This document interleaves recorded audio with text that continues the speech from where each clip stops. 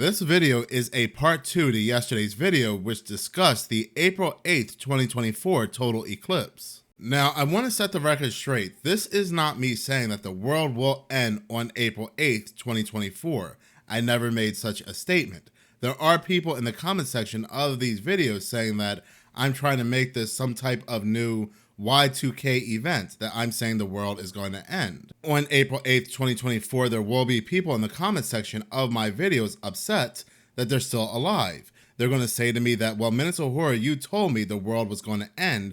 This was my last day on Earth, but here I am, alive and well, eating Cocoa Puffs, so shame on you. But that's not the point I was trying to make. The point I was trying to make is that history can repeat itself, and we may see a massive earthquake strike the New Madrid fault line like it did back in the early 1800s after their total eclipse in the same location. So this is not a theory, this is not conspiracy. This is historical fact that two total eclipses crossed paths in the early 1800s. One in 1806 and one in 1811 crossed paths on the New Madrid fault line. Months later, from the 1811 total eclipse, this area had an earthquake strike, or a series of earthquake strikes that were so bad that if they were to happen today in today's world, about 8 states would no longer be habitable. For some time, the Mississippi River changed its course.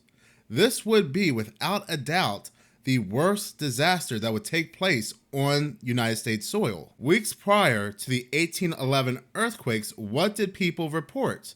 They reported lightning strikes. They reported earthquake lights along this same path of totality of the 1811 total eclipse. Well, what is being reported today? Well, like I said in my last video, what's being reported along the same path of totality, the same path of this total eclipse, 1,200 miles long, 16,000 lightning strikes, which is very worrisome because this is over the New Madrid fault line, following the same path of the 1811 earthquakes. The ground, the plates are moving, they are causing friction, there is static in the air.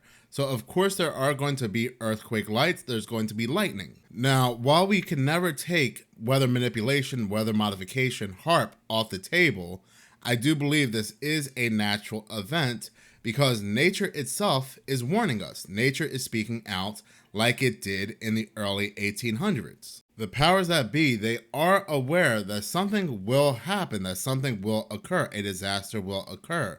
Multiple states, including Ohio, Texas, Oregon, Arkansas, and so forth, they are declaring a state of emergency. One of the states, which I believe is either Arkansas or Oregon, are even calling in the National Guard. They are telling you to keep your kids home, that schools will be canceled.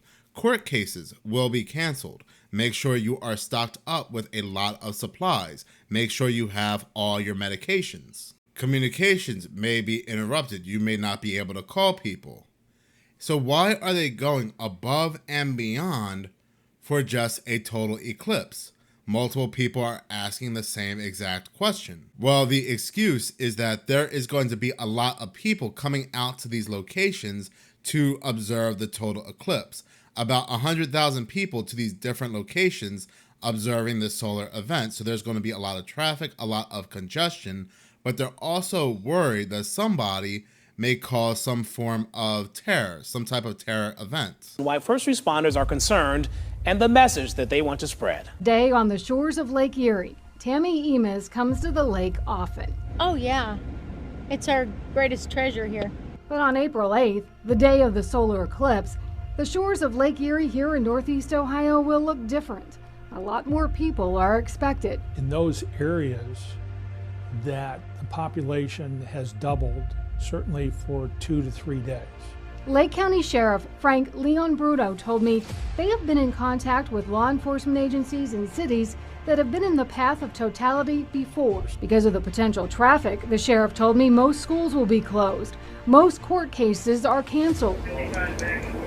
More dispatchers will be working and staffing of first responders will be beefed up for accidents and medical emergencies. But that's not all that he's concerned about. That people want to do us harm use an event like this where a lot of people are gathered to do some type of terror event. The director of the Lake County Emergency Management Agency told me they've been preparing for the solar eclipse now for about 2 years. Now, that may be true. That may be their intentions. But I don't believe in coincidences. Now, on October 7th, 2023, the powers that be came together to a World Economic Forum style event. And the title of this event was Global Crisis, America at the Crossroads 2024. They find power in how they word things. They find power in their symbology. America has this black X crossing over it in 2024, and the powers that be are hosting a national crisis called America at the Crossroads 2024. This is not a coincidence. Now, get this. In a groundbreaking announcement made during the Global National Conference titled Global Crisis America at the Crossroads 2024, a safe zone map was unveiled offering a critical resource for preparedness and climate crisis management in the United States. Attendees were encouraged to examine the map of America, identifying red, yellow, and green zones. These zones likely represented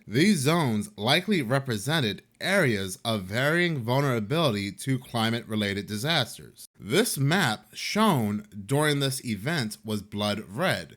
The entirety of the United States was blood red besides a few spots towards the northeast, which were in the yellow and green, meaning they were habitable, meaning you could live there. But the entirety of the United States is in the red, meaning you can't live there. It's no longer habitable or safe for any humans to reside in these locations. Now, here's the kicker. Here's what's going to make you go, something is indeed about to happen. An alarming revelation was made during the conference.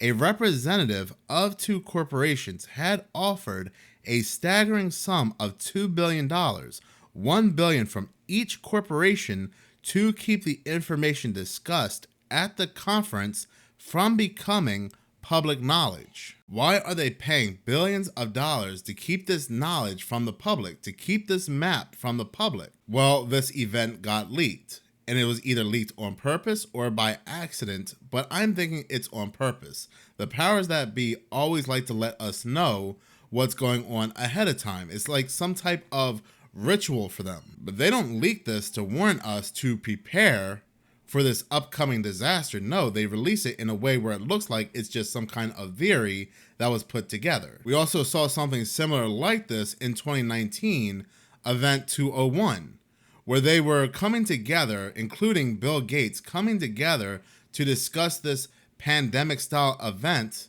that had not occurred yet, but only just mere months later, the C-19 spread like wildfire. During this Johns Hopkins World Economic Forum style event, these people are not coming together to discuss how they can prevent a quote unquote natural disaster from striking the United States. No, they are saying if you live in a red zone, make sure you move to a green zone or leave the United States altogether. They're also saying that, well, if you build a home in the green zone, make sure it's a one-story house, a one-story home. They also say that if you own businesses in the red zone, well, it's time to start thinking about moving them to the green zone. And now, we're moving on to the most critical information that we have worked on for many years. Take a close look at the map of America. Do you see the red, yellow, and the green zones? This map shows how soon the different areas of our country will be subjected to devastating climate catastrophes. The red areas represent zones that will be destroyed by disasters and become uninhabitable first. This could happen at any moment, but not later than 5 to 7 years from now. The yellow zones are places that will be destroyed somewhat later than the red zones. The green zones are the territories where livable conditions will persist the longest. Dear Americans, you're mature and intelligent individuals who can act as you see fit. However, Considering the rapidly intensifying catastrophes, we recommend the following course of action. If you live in a red or yellow zone, sell your house or apartment and move to a green zone. While there's no mad rush, and few people fully realize the impending catastrophes, you have a chance to sell your property at a good price. This is your opportunity to take care of yourself, your parents, and your children, ensuring their safety. If you have a business, consider relocating it or starting a new one in a green zone. However, when choosing a new business type, consider the rapidly changing climate conditions and the fact that your life, like the life of all the humanity, will no longer be the same. We'll talk more about the business in a bit.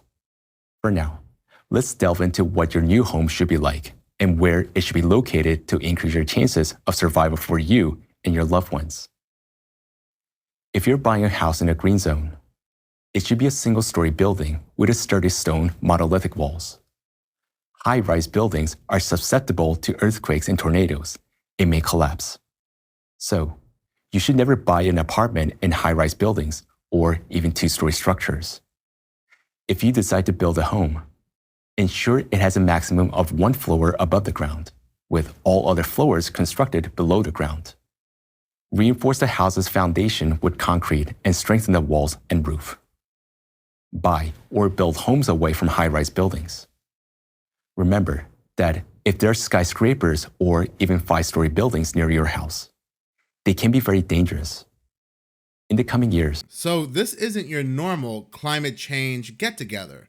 This is not the powers that be coming together to discuss what they can stop or ban to stop the negative impacts of climate change. No, this feels more like an exit strategy, an exit plan. So we have these states declaring a national emergency. We have the National Guard coming out. And that is nothing more than a drill, a training exercise. Now that they have all these people in these locations, now is a great time to run some emergency drills for a future cataclysmic event. We may even see some small terror events take place during this total eclipse just so they can run some drills for a chaotic situation. So these state of emergencies are just a drill for this upcoming earthquake, these massive series of earthquakes. So then you may be asking yourself, if this massive earthquake is going to strike the New Madrid fault line, which is in the eastern half of the United States, then why would the entirety of the safe zone map at this event be red? That is because earthquakes, especially larger ones, can trigger other earthquakes in more distant locations through a process known as dynamic stress transfer or triggering. Let's say you have another fault line in the distance that's ready to give way in the next 50 to 100 years. But you have a massive earthquake taking place causing stress on this distant fault line. Well, it also will give way and massive earthquakes will take place in this location. So if we have this massive earthquake take place in the New Madrid fault line and it spreads out to other faults that are near volcanoes, like let's say the Yellowstone volcano, we are just looking at a chain reaction of events that could cause this national crisis across the United States, something like we would see on the safe zone map. This might sound like it's reaching, but we don't know what could actually happen if a 8.0, 9.0 earthquake strikes this New Madrid fault line. And we do know that there are other faults that are very active. When is the last time the United States has had a massive earthquake? So while this isn't some type of Y2K 2012 style end of the world event, there is historical proof that something like this has happened once before. And if this were to happen again today in the United States present age, the damage, the destruction would just be unfathomable. But in any case, thank you so much for watching. If you like this channel and you want to see more, please subscribe. If you're already subscribed, please like, as any engagement does help the channel grow. Once again, thank you so much for your support.